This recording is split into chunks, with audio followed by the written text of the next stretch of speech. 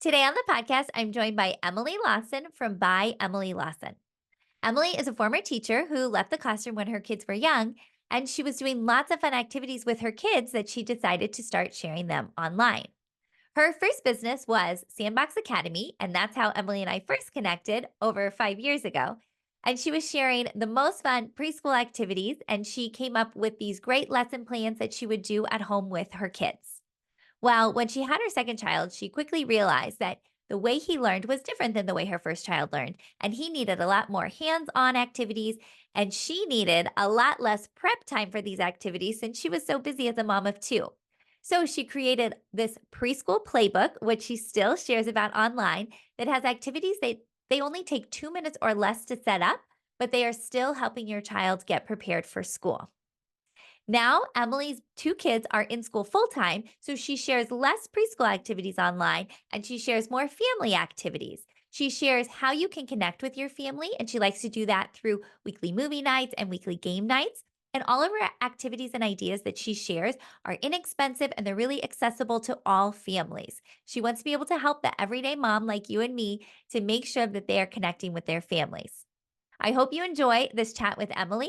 And if you have any questions, please find her on Instagram or TikTok at By Emily Lawson. Hey, Emily, thanks for joining me on the Littles Love Learning podcast. Hi, Erin. Thank you so much for having me. So I was thinking back to when I first started Littles Love Learning in 2018. I started my Instagram account, and I think you were one of the first people that I connected with and started following. And it's fun to see how much we both have changed over the last 5 years, Totally. our accounts and our businesses. But I would love to go back to the beginning for you and kind of your journey as becoming a teacher and then transitioning out of the classroom when you had kids. Okay, so becoming a teacher, I am that kid who always knew what I wanted to do. I have known since I was the first grader, like thinking that I was the big kid who had a little kindergartner sitting in my lap and I just always knew that this is what I wanted to do. I wanted to be a teacher.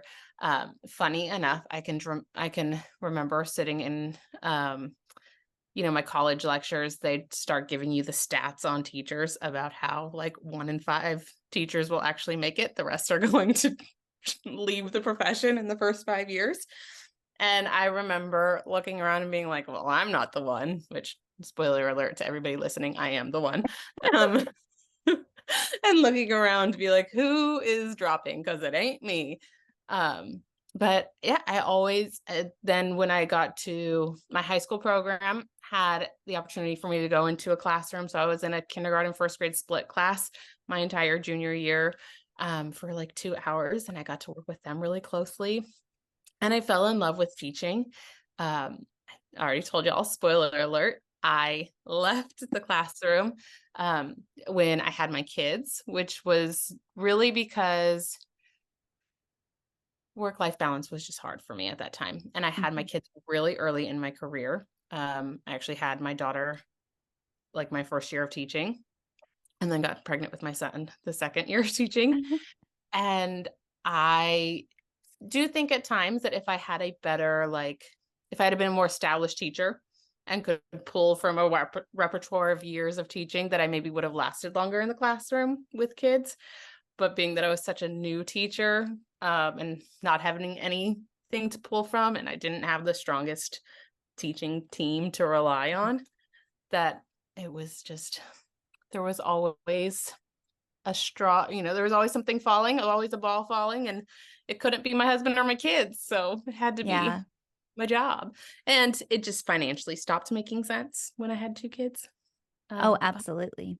yeah, but I still love it. My kids are in school now, and one of the highlights of my week is that on Thursdays I get to go volunteer in both kids' classrooms and work with the kids, which I tell the teachers all the time. I was like, it's the best thing ever because I don't have to plan anything.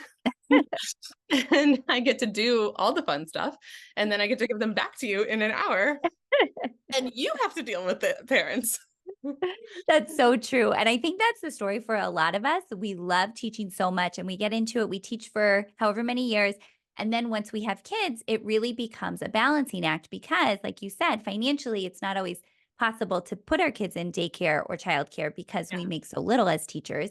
And also, a lot of teachers are the hardest workers in the room. It's always, they want to be the first ones there and the last ones to leave. And so that becomes a trade off too with the time with your family and how you balance being the best teacher and the best parent that you can be. Totally, because, you know, while I said I didn't want that, it couldn't be the hat that couldn't drop, couldn't be my husband or my kids, but I'm also still looking at a room full of 24 kids who rely on me, and I don't want Mhm. to be dropping any of them either. Like, Yeah. it really didn't feel like I was able to fairly give myself to anybody, you I know? totally relate to that. Absolutely. I did a long-term subbing position last year, and it was the first time I had taught full time with my own kids.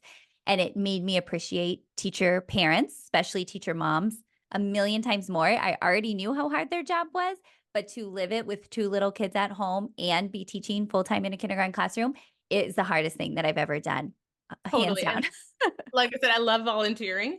I also love being the support system for my Yes. teachers.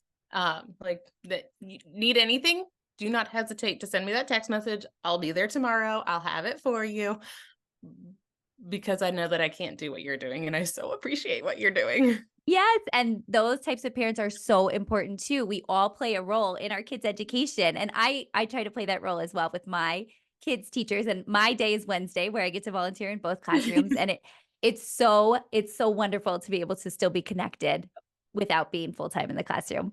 Yes. Yes. So you left the classroom and you had two kids at home, and I know you did so many activities with them, and then you eventually started your first business, the Unbox Academy. So I'd love to hear about that journey. Okay, so that started as I was starting to do activities with my kids. It was right as I left the classroom. My daughter was almost 2, and I was talking with some girlfriends at a workout class, and a few of them started talking about, signing their kids up for daycare or for not daycare, preschool. And, I just remember silently kinda staring and looking around the room trying to find somebody else who wasn't talking about this because in my head, I'm like, it's barely been 6 months since I left my job, and I told my husband that it was so that I could be home with the kids, so there's no way for me to then go, um also, while I'm home with the kids, I'm gonna send one of them out on a regular basis. And it financially didn't make sense for us. Again, we were down to one income, so preschool didn't and paying for preschool didn't make sense. And then also, I just didn't want that yet. I wasn't ready for that yet. Mhm. So in addition to just not being financially appropriate, it just wasn't what I felt like was the right thing for her or for us. So I looked, like I said, I was looking around the room trying to find somebody else who was not participating in that conversation. And I found a few and I was like, I'm not sending her to preschool at 2. Are you? And they were like, no, we're not either. And I was like, I think I'll give her 1 year of preschool before kindergarten, but not 3 years of preschool before kindergarten. And I was like, but I'm a teacher. Like I just left the classroom. I know how to write a lesson plan. I can write lesson plans for all of us to do with our kids who are staying home. And so that's how I started. I went home and told Eric, and I was like, I think I'm gonna start writing lesson plans for me and my friends to do with our kids at home. And he was like, you should turn that into a blog. You should write it for everybody. And so then there I was with a 2-year-old and a newborn trying to start a new business. Oh my goodness. Well, I had he had a nothing great else to idea. do. He had a great idea because you did turn it into a blog and you shared your activities with so many people all over the internet and how helpful you have been so that they can work with their kids at home and help prepare them for kindergarten without necessarily sending them to preschool. Totally. Yeah. That's awesome. And then, so when I first started the lessons, or I was in teacher mode, right? I hadn't left, had barely been out of the classroom. And I was a very young teacher. So I was very, um, still in that phase of like kind of going best practices with what I was taught in college versus, I didn't have as much time in the classroom to really see like how to implement those things yet. And kind of, I don't want to say cut corners, but do the things that actually work for real kids versus what works in the vacuum of a best Right. practices. It's very different writing those formal lesson plans that we have to write for college or for observations versus what we know works as teachers. We're using best practices, but it's not in that same stilted way. I totally Yes, get what you're saying. not in that vacuum of Yeah. like perfect world of you only got 2 kids in your classroom. Um, but so I was still very close to that college era. So I was writing lesson plans that were very much directed for teachers, and I didn't quite understand moms yet and what their lifestyle is like and what it's like to have two multiple kids running around. Derek was a tiny baby. And so as he got older, I remember saying to one of my best friends, I was like, Sandbox Academy is going to shift as he gets older because I'm watching him explore and he learns so differently than Reagan, and he is not going to learn the way Reagan learns, and I'm going to have to adapt for that. And she was like, really? And I was like, oh yeah, like she's totally fine for me to set up a perfect little cute activity and we can cut all the things and do all the stuff. He's like, I'm on the go, I'm on the move. We're gonna do this. Like, catch me if you can. If you can throw a letter in there while I'm moving, good for you. If not, I'm going. Like, First so child versus second child, girls versus boys. I mean, so many different factors. so as he got older, my style of activities changed and my mentality changed around it. Before, I would prep an activity that required me to print, cut, laminate, cut, that works in the classroom setting because the materials that you're prepping are going to work for 20, they're going to last for 20 kids. Maybe if you're taking really good care of it, you can even use it for 2 or 3 years later. Whereas a mom who's got max 4 kids who are going to go through this material is not, and they're not all going through it at the same time. She's got to Mhm. wait multiple years for the next kid to use it. She doesn't see the value in cut, print, laminate, print, cut, and all, over and over again, a million little pieces. So I had to adjust from like what was more classroom appropriate to what's going to be working for a mom. And my new motto became 2 minutes or less. Every activity needed to be able to be prepped in 2 minutes or less, especially because I told you that Derek was not on board all the time. And so I needed to not be a personal offense when he was like, good for you. No, thank you. And if That's I so invested, true. yes, and if I invested more than 2 minutes into it, then I was going to be upset that Mhm. he didn't want to do it. But if it was like, listen, I just put out some dot stickers and drew some lines on a piece of paper, it took me 2 minutes. And if he does his own thing, you know what? He's doing it. What do I care? I didn't invest that much of my time and energy into it. Right. That makes sense because you know that he's so busy and on the go. You're trying to make it through play and not forcing him to sit down and do these activities. And I think definitely as moms, the longer that we have kids, the more flexible we become, the Yeah. more we realize that some of those little things don't matter as much. I remember, just like a side note, when my daughter was first little, 6 months and a year, and I would always get her the Halloween pajamas or Christmas pajamas for whatever holiday. But I would have her wear them up to that holiday, and then when the holiday was over, I would usually just pack them away. Just like, "Okay, Christmas is over, like, we're putting away the Christmas PJs." And it was just she was young, I didn't have other kids, so now I have 2 kids, and I mean, we're in the springtime, and my son definitely was wearing Christmas pajamas last night, and it's just not something that I think about anymore, whereas I thought about more of that when I I just had mean, one and I was a new mom. Yeah. Derek might still be wearing last year's Christmas pajamas. Yes. Coming to me and like, he came to me yesterday with a pair of pajamas and he was like, Mom, I think it might be time to get rid of these ones. They're quite, like they're at my High waters, yeah. ankle. I totally Not know purged that it feeling yet, too. buddy. Go put those back. When we go to purging your room, we'll get to those. Yes. So I love that you adapted though the activities that you were sharing because as a mom who now had 2 kids and you were able to change into that role. So what were some of the favorite activities you did when your kids were young? Most of the listeners are preschool parents or kindergarten parents. What did you like for that age? Um, Anything that gets them moving was a big hit with my kids. Like I said, my daughter was pretty, she enjoyed doing any activity. She liked having it set up and she would do them. My son definitely took more engaging with. So anything that was getting them moving around. So for example, a post-it hunt And, you put letters, numbers, shapes. You can make it whatever learning skill you want it to be. The letters are their names. And you can make it more challenging if they're ready for some like equations. You can put an equation on there on post-its, then you tap the post-its around the house, and on a piece of butcher paper, you have, you know, a corresponding letter, number. You can do capital to capital, capital to lowercase, equation to number, or just number to number, whatever. Um, and they go run and grab the post-it, and it's a capital B, and they come and match it to the lowercase b, or it's a 5, and they have to match it to a drawing of 5 dots. Mhm. But you can add those academic skills that we just want to expose them to at that preschool age. I was never worried about my kids mastering those skills before kindergarten. Um, I don't I do feel like that's a kindergarten teacher's job to teach them those skills, but I also wanted them to have exposure to them and comfort with those skills, so that when they got to kindergarten, it wasn't like, I mean, it's a big change going to kindergarten. Big change.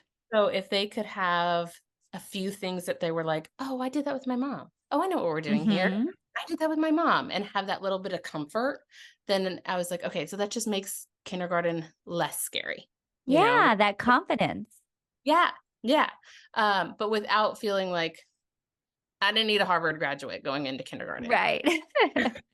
And when Um, you start in preschool, like you did, you have that long runway. It's not like you're stressing, like, oh my gosh, I have to get all these activities in before kindergarten. You've been doing it for years where it's just yeah, kind of their routine and they know they do these fun activities with mom. and I like to, I'm not as much of an expert in reading. I'm gonna fully disclose that. But I am definitely would like toot my horn and my maths teaching abilities. I like to focus on numbers 0 through 10 for longer than parents think that they should be focusing on numbers 0 through 10. And I want it to be them to know everything about those numbers. What number comes Yeah. before, what number comes after? How many different ways can we break the number 10 into different pieces? And like, how many different ways can we manipulate those numbers 0 through 10? Because that gives them a really core foundation on base 10, which is what our whole number system is based off of. So then you would notice that I noticed with my kids that they were counting well into the hundreds because they figured out that pattern Mhm. without any instruction.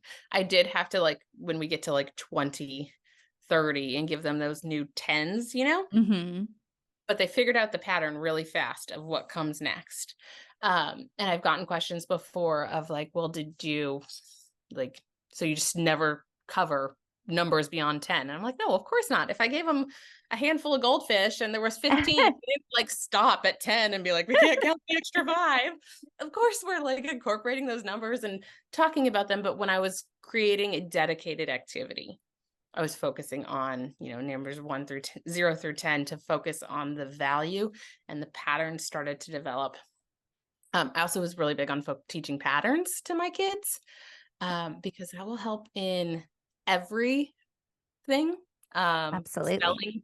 Spelling is all spelling patterns, and Mhm. math is 100. Every equation is based on a pattern of numbers. So those were the things that I really focused on, and learning to find ways to turn them into games was a big, or lots of hands-on activities with Mhm. eating and pipe cleaners.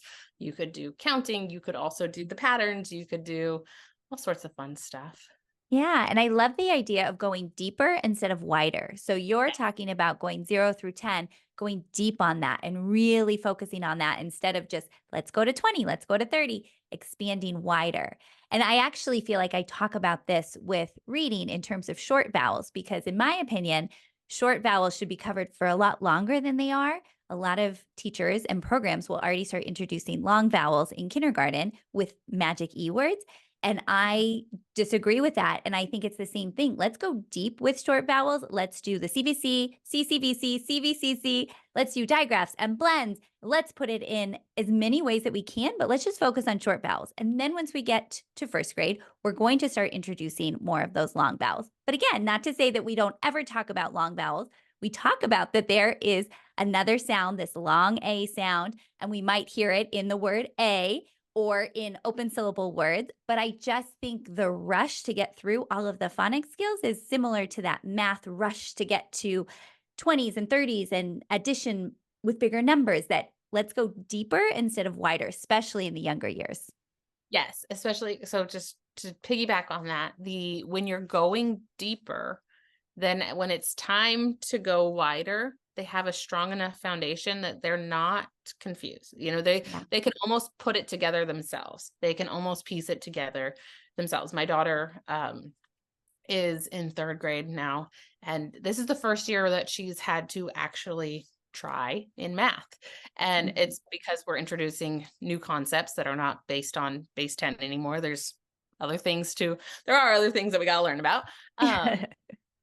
But she had such a strong foundation in our preschool years of base 10 numbers that everything else, when she was introduced to it in kindergarten through second grade, she was like, oh yeah, that makes sense, okay, cool, and like could tune out the rest.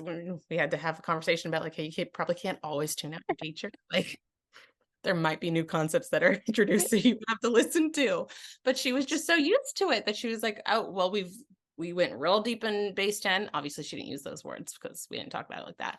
But we went real deep in base 10. We went real deep in patterns. So when new concepts were introduced, I didn't have to work that hard to figure out why they worked and how Mhm. it happened. 'Cause she could build on it. I think Yeah, that's really smart. And so will you tell us about your preschool playbooks that you created to help other moms teach their kids sure. at home? So the preschool playbook is what I created when I learned that everything needed to be 2 minutes or less. Uh, all the activities in there are to take 2 minutes or less to set up. Sometimes even, like I said, or less, because I have a printable book in there that you don't even have to the things that I was drawing on butcher paper. You don't have to draw on butcher paper. I made a printable for you instead. Um, but it does introduce letters. I know I said that those weren't like my fave, not my expertise, but I have some knowledge in there. Of course. I do have a degree and a credential. So we're introducing letters and numbers. We go deep in the numbers and the letters. We have basic shapes and patterns and various activities. Each week is themed, so that they kind of like, you get to learn about new topics and build up that background knowledge on a variety of topics for our kids. It helps with really building their vocabulary up. And then um, there are book recommendations for each week. Each I feel like I'm getting ahead of myself. So each week there is then broken down into days, obviously. So we have 2 activities a day. One is more kind of academic in nature, but still hands-on learning, using dot stickers, using Post-its, moving around. And then the other is like an art or a science or a sensory bin. Um, I structured my day around them. I would do the 2 activities a day. The learning one, I would set up at the night before, actually. And so when my kids woke up, they could go straight to that little learning activity while I was making breakfast, and they could try and figure it out themselves, and then I would come in and we would talk about it and they would show me what they did. And if I needed to redirect or reteach, we could. And then the second activity I used in the afternoons after nap time or rest time or quiet time. And it was just a good transition. Actually, I'm lying a little bit. I used it after TV time, still in the afternoon. So we would do rest time, TV time, and then the like art or the STEM activity. And it was a good transition from TV time. It could also still be a good transition from nap time. Um, but it was something exciting when we turned off the TV so that there was something to look forward to. Right. And then both of them, the reason why I split them up in my house is because both of them led to independent play. So we would do that learning activity in the morning.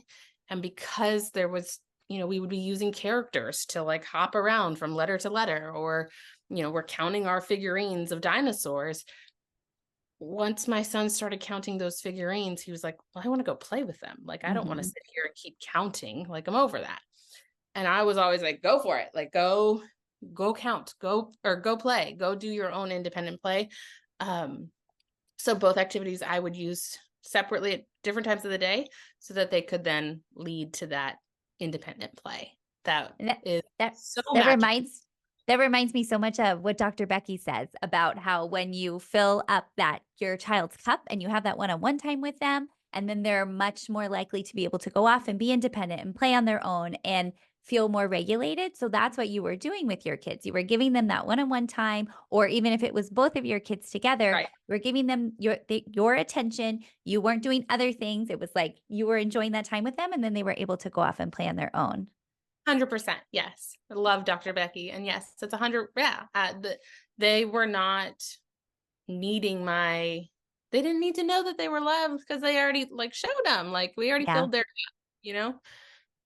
That sounds like a great routine. So if anyone's listening and you do have that age at home, preschool or younger, even toddlers, to be able to set it up in this way where you're spending some time with them, but then also encouraging them to then go play on their own. I think that's really smart. Yeah. I also want to say, like, part of my job was to create. So when it comes to like the art activities or the sensory activities and science activities, or even the learning activities, part of my job was to create as many as possible so that the people who bought the book could have as many options as possible. But if you set up if let's use the post-it activity again for an example. If you set up that post-it activity and your kid loved it, you can do the same activity tomorrow. Like, you don't have to set up a new one to Totally. for the next day. You can use that same one. Same with, especially sensory bins are the easiest thing to just put a lid over and the next day take the lid off. So inside my book, you're gonna see over 300 different activities. There's 42 units, and Wow.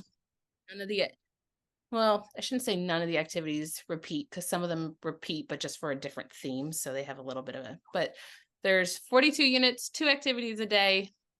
You're going to see a large variety of activities. It is 100% okay if there's like 10 that your kid loves to do and you just do those over and over again. And maybe you switch up like the post-it, like I said, the post-its. If they love the post-its, you can do those for letters, you can do those for numbers, you can do those for shapes. There's no need to, if you're not doing what I do, you do not have to do 300 different activities. You can So be true. And same 10 on repeat. when you're home, you get to follow your child's lead. So for Yes. teachers in the classroom, we're doing a lot of variety of activities. But when you're at home, if your child is really into one, you're able to just keep doing that one. Well, and teachers in the classroom, you might notice that you have some kids who are going to the same station over and over again. True. And, like I said, you can change it up a little bit to have a different, sometimes focusing on letters or numbers or shapes, but it can still be the same activity on repeat. And it's not a bad thing Not that's at all. what a child likes to learn. Mhm. I love that. Okay, so as we are wrapping up our time, now your kids are both in school. So you're kind of past this preschool, kindergarten age. And so I would love to hear your advice for moms who are kind of in the thick of it with their little ones and what they have to look forward to as their kids transition into school.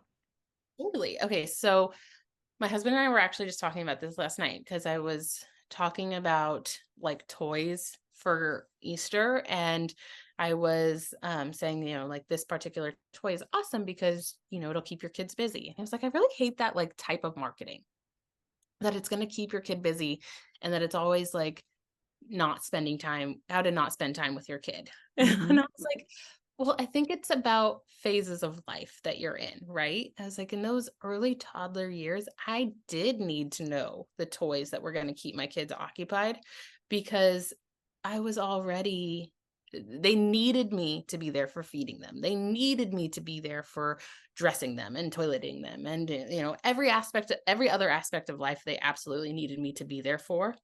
So the play, like, I needed then a toy that would keep them playing independently.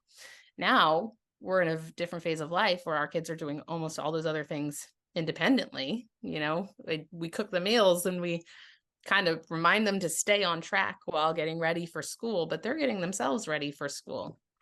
And now this our narrative is shifting of like, what can we do to make them want to hang out with us? we do to show them that we we value our time with them and we want to spend time with them. And we do that through, right now my kids are on spring break. And so I tell both my kids, you have to cook a dinner, one dinner a night for each of you have to cook one dinner. And part of it is them learning a life skill, but the other part of it is I'm going to be in the kitchen with them one on one, teaching them how to do something. We do a weekly movie night every Friday night, and friends can come join us, but we are, as a family, going to sit our butts on the couch. We're going to order a pizza or put a frozen one in from Costco. So we're not making it super, fancy. Sometimes I make homemade dessert. Sometimes I buy boxes of candy, but we're going to sit down and have a movie night together and watch a movie, the four of us. And my kids treasure that. And all the neighborhood kids know, oh, it's Friday night. Reagan and Derek can't play because it's Friday night, but hey, can we come over for a movie night? Can we Oh come my join? gosh, how fun. Yes. And I think about a year ago, we're not as consistent about this one because it does take a little more effort. But we do on Wednesdays, we try to do a game night every Wednesday. So again, nothing crazy, but we are, we take turns each night or each Wednesday. Somebody else picks a game. We just go in a circle, and then we make. I clean out the fridge with all of our leftovers and put them on a big charcuterie board and pretend like it's cute when it's really just our leftovers. And clean. It's really just a fridge clean out. And we eat our food, we eat, and then we play a board game together, and we each get to pick. Sometimes I'm actually notorious for not picking a board game, for picking like weird games with cups and whatnot. But it's again another way for us to show our kids, and we try not to do it too much on the weekends. We try, like, I'm trying to intentionally pick weeknights, but where we can show our kids that, like, hey, we want this relationship. We want to spend time with you. We don't get to spend as much time with you as we used to because you're in school and because you have your own set of friends and you do your own thing. But we also want to make sure that we spend some really quality time with you. That is so sweet. That's such great advice too. Just making sure our kids know that we want to spend that time with them and Yeah. develop that relationship. Well, Emily, this has been so much fun. I've absolutely loved chatting with you and love seeing how your journey has changed from the beginning when we first connected till now. Will you let everyone know where they can connect with you online? On all platforms, I am by Emily Lawson. And so, yeah, that's it. Instagram and TikTok are where I'm the most chatty. Okay, I will make sure to link all of that below so that they can connect with you. They can check out your preschool playbooks. I also know you have a family playbook option as well, talking about how to connect with our families, especially as our kids get older. And I will make sure that all of that is linked below. Perfect. Thank you.